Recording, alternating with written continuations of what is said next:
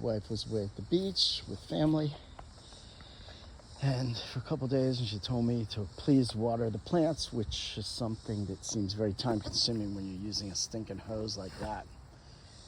So I probably did what everyone does. I found other stuff to do. So what I did was I hooked that into, it was locked in the lock position, and I would just angle it up so it would hit into the bushes and shoot across, and then it would hit each bush it hit, it would drop the water down, right? And so it would go from here over to about the tree. I don't know if you can distinguish the tree in the middle there. But so everything underneath of that spray was getting some water, and then I just kept moving it. We have another hose on the other side, so that one was just shooting water. So I did the same theory. I aimed it up into the flowers with a long stream, and then every flower that it hit, it would drop water down for those. And then went around and did my business, put a table away that we left sitting out in the rain. Oh, look at that, they have berries. These are, I want to say camellias. These camellias? Maybe not. I don't know. I forget what this is. But we got, my wife wanted, she planted that's 2. There's another one over there, 3. And 1 she planted in the middle of those forsythias. And it's not doing very well. She says it's because there's too many forsythias. I just cut away the forsythias so it could be planted.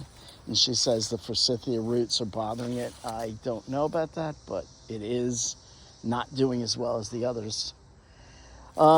Anyway, so I set the hose, put the tables away, got a shovel, worked, moved some bags, got a shovel, dug a little bit of a hole for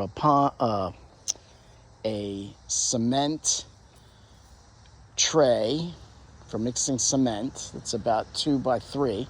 Dug a little hole and embedded that in the ground slightly, and then put some rocks and stuff around it and some rocks in it so the frogs could climb up and in. And yeah, and then I would move the hose somewhere else, filled up buckets, and walked over to the far parts. My wife has planted a lot of hydrangeas this year, and some other smaller plants in the back there where the hose won't reach. So I would fill up buckets while the hoses are spraying. One hose is spraying. And so I guess it was as efficient as it could be. Walking around. I think she trimmed that. How about that? My wife doesn't particularly like these 2 forsythias here. And she's probably right.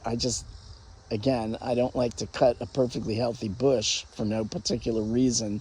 Then I don't like it. That's not good enough, and they're way too big for me to transplant, to feel like digging them up and transplanting them. They could be, probably, but that's a lot more. I'd rather just trim them and anyway, let them work the garden plan around the bushes rather than taking them out. That's my thing.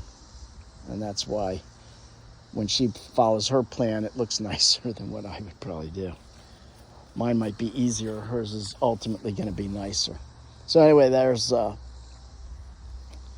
guess if I have to water, I could always set the hoses up, go for 3 or 4 or 5 minutes and weed someplace. There's always weeds and always branches to pick up in the yard. So I suppose one of those other, what do you call it, broadcast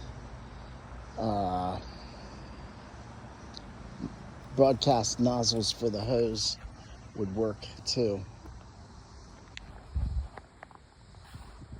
And there goes the butterfly.